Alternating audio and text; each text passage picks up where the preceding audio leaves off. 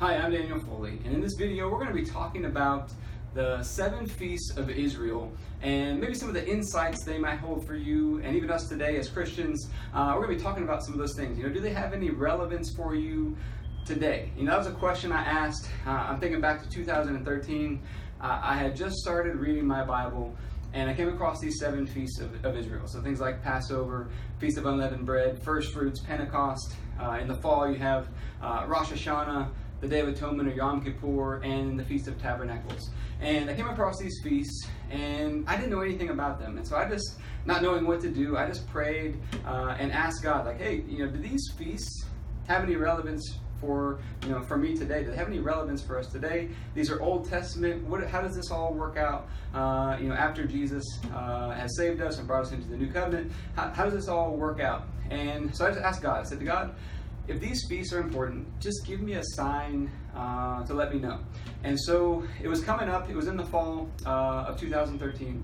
It was in September. And the next feast coming up was Rosh Hashanah, or the Feast of Trumpets, is also known as that. And so the feast was coming up. And I just started to research and just to find out more about it. I didn't know anything about the feast. I just started to Google it and find out more about the Feast of Trumpets.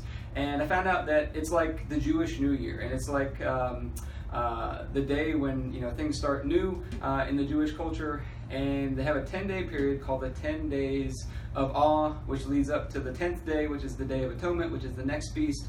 And during those 10 days, they go through this process of repenting and forgiving people and restoring relationships, paying back any money that they owe, giving to charity, and really just repenting and making a change in their life. And I saw that they have a tradition where on Rosh Hashanah, the night before that 10-day period starts, they have a tradition where they eat apples with honey to symbolize that it's going to be a sweet new year. And so I thought to myself, you know what?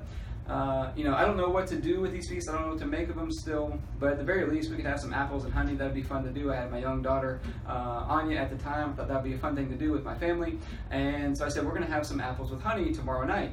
And that morning when I got up, I made kind of a mental note because we were out of honey. I was going to have to pick some up at the store for that evening. And that day, when I got to my gym, to my personal training studio that morning, my very first client walked in with a great big jar of honey and just handed it to me and said, here, I brought this for you. And to my recollection, that's the only time that I've actually been given a jar of honey in the gym. And it was right on that day when the Feast of Trumpets was going to start. We were going to eat apples with honey. So I said, all right, Lord, there's something to these. And then over the next several feasts, I said, all right, if that one's relevant, I'm going to start to pay attention to these.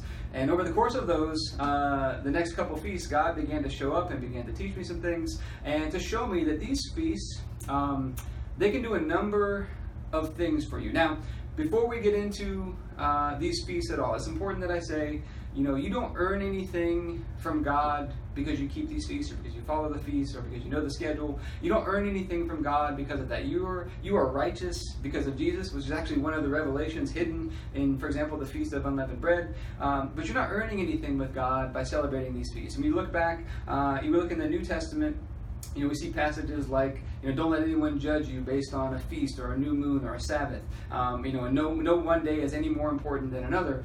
And that's what I would tell you, is you're not earning anything with God because of them. No one day is any more important than another.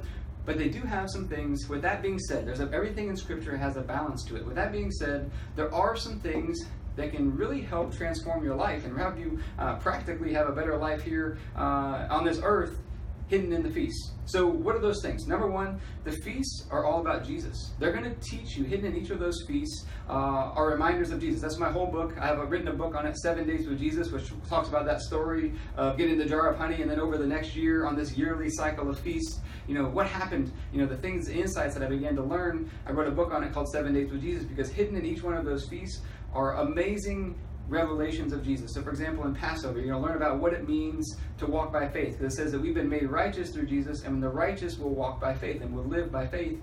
Passover has a lot of secrets in there about what it takes to live and to walk by faith.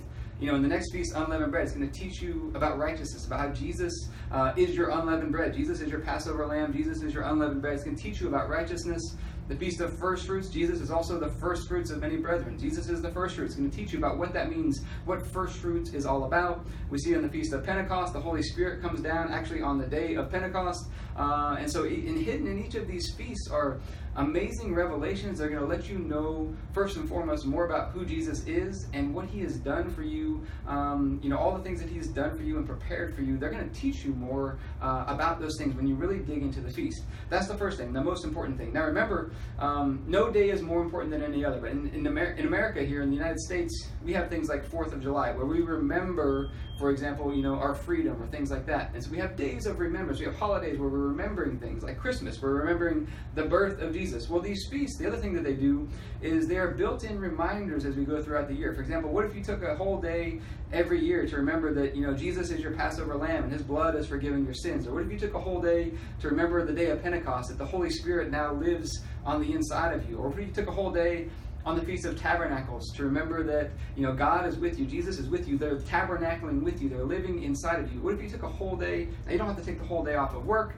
We take holidays here in the United States for those days like 4th of July and things like that. But if you just remembered and you thought about that all day long, or you took on the Day of Atonement to remember that Jesus is your high priest, that he was afflicted for you, he was tempted in every way, and he's gone through it. He can navigate you and guide you through the pressures and adversities of life. What if you took days every year to remember those things? Now, ideally, we would be doing that all the time, but let's be honest. Sometimes we forget, sometimes we get off track, and it's good to have some built-in reminders, some built-in checkpoints to make sure that we never get too far off track as we go throughout the year. So that's number one. They're going to remind you about Jesus. They're going to keep you on track, thinking about the things that he has done for you as you go throughout the year. Now, the other part of this is that these feasts, they contain a pattern. They have God's pattern, his way of doing things. And one of the things I've discovered, I wrote about it more, kind of comparing these 7 feasts with the 7 days of creation in my other book, Cracking Heaven's Code. We talk about God has a pattern to everything he does, and the reason he uses that pattern is that pattern all points to Jesus. Okay, so God has a pattern hidden in this feast, and when you learn God's pattern, you learn more about his ways. For example, it says Moses knew the ways of God. The people only knew of God, but Moses knew the ways of God. And so we learn more about God's ways, how he operates, how he does things, the order in which he structures things. So you learn more about God's system for order, how he does things, his ways, how he operates. You'll learn all that hidden inside the feast, which leads to the next thing is the feasts actually have a built-in schedule to help you get your life in order. So about that time, as I was learning more about these feasts, I remember getting down on my knees and just praying to God, say, God, I've got a business, I've got a family, I've got, all this stuff going on in my life. Life was just crazy. Life was hectic, and I'm trying to figure out how do you manage it all? I'm struggling. How do you actually keep it all in order? And the answer I got was look to the pattern of my Sabbaths. So most people are familiar with a weekly Sabbath, like on Saturdays or Sundays, but those weekly Sabbaths are just part of a bigger system. In the temple in the Old Testament, there was a Sabbath every week, there was a new moon at the start of every month, and then there was these 7 yearly festivals that happened on a yearly cycle every year. And when you get into this rhythm, that's God's pattern. That's God's way of creating order. He said, that's how I do it. That's how I manage it and keep it all in order. I have a system for keeping everything in order. And when you start to get onto that rhythm, number one, you connect better with God because you get onto his rhythm and you connect better with him. But number two is you're going to get into this rhythm. It's going to help to create more order in your life because you got some built-in checkpoints as you go through your weeks, through your months, through your years to make sure that everything is on track and everything is in order. In fact, you even see in the book of Acts that the Apostle Paul actually uses the feast days as deadlines. Okay, so I've actually used this when I wrote my first book, 7 Days with Jesus. I used the fall feast as my deadline. So I was trying to have the book done by the Day of Atonement. When I wrote my second book, Cracking Heaven's Code, I was trying to use the Feast of Pentecost as my day to have that book done. So you see Paul says, hey, I was trying to get to Jerusalem by the day of Pentecost. He's talking about, he uses these feast days as deadlines, as markers in time. I want to be here by this day. And so we can use these feast days as a system to keep your life in more order and put some deadlines to make sure you're at the right place at the right time and you're coordinated with God. So you're going to learn about Jesus. You're going to learn about God's timing.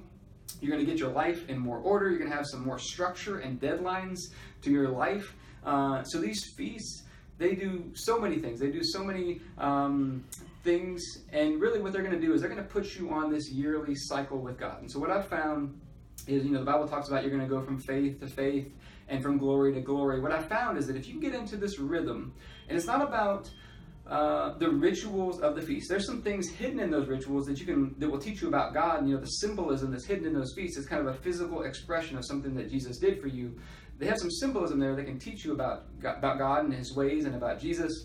But as you get into the rhythm of just paying attention to God's calendar and understanding where we are and what season we're in, you're going to connect better with God. And you're going to start to build, as you put your life in more order with these Sabbath system, you're going to start to put your life in more order, and you're going to start to build momentum. You're going to find you go through one yearly cycle and it closes out. And then God kind of opens a door. When you finish one yearly cycle, God kind of opens the door to the next thing, to the new thing, to a new beginning in your life.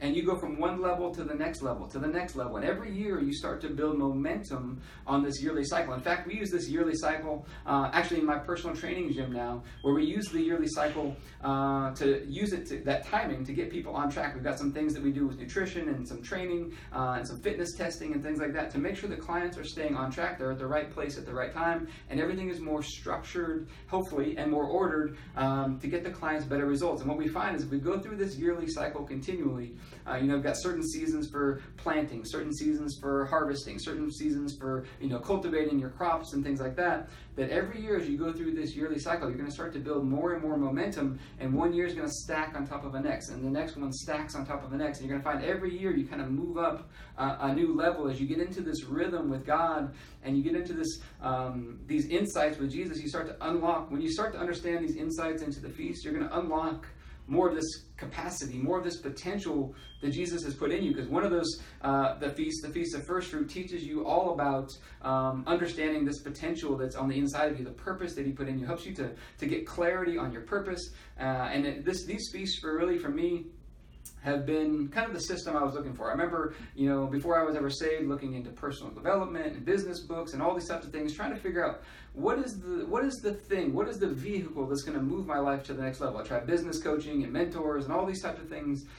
None of it really worked. It worked for a little while, but none of it really stuck until I found this system. It's God's system, and the system is all about Jesus. So sometimes we worry Old Testament, New Testament. It's an Old Testament thing, but it's meant to teach you about Jesus. It's meant to connect you with God and teach you more about his ways and get your life into a better rhythm and a better order. And if you really doubt it as well, you can look, I think it's in the book of Ezekiel. You'll find that in the millennial reign of Jesus, that they're still celebrating the Feast of Passover and the Feast of Tabernacles. It says that everyone in the world is going to have to come to Jesus during those two times of the year. So they're a real thing, and we need to learn. I think there's so many valuable insights that you can gain from studying these feasts and learning more about them and getting onto that rhythm with God that is really going to have an amazing impact in your life. Now, if you want to learn more about them, you can check out my book, 7 Days with Jesus, where we go in depth into each of the feasts and the insights that it holds to help you get on this yearly cycle and the things you should be thinking about and how to put this whole thing together. Or you can check out my book, Cracking Heaven's Code. It kind of links the feast with the 7 days of creation, some other things in there to teach you more about how your body works. In fact, these 7 feasts taught me a lot about how our actual bodies work, because like I said, it teaches you God's pattern. And when you understand God's pattern, you start to see his pattern hidden in creation pretty much everywhere. It's going to unlock a lot of insights for you that are going to help you move along much further with your purpose. So I hope this helps you. If you want to learn more, you can check out my website. It's danielfoley.net, or you can find the books on Amazon. But check out 7 Days with Jesus or Cracking Heaven's Code if you want to learn more about these 7 Feasts of Israel.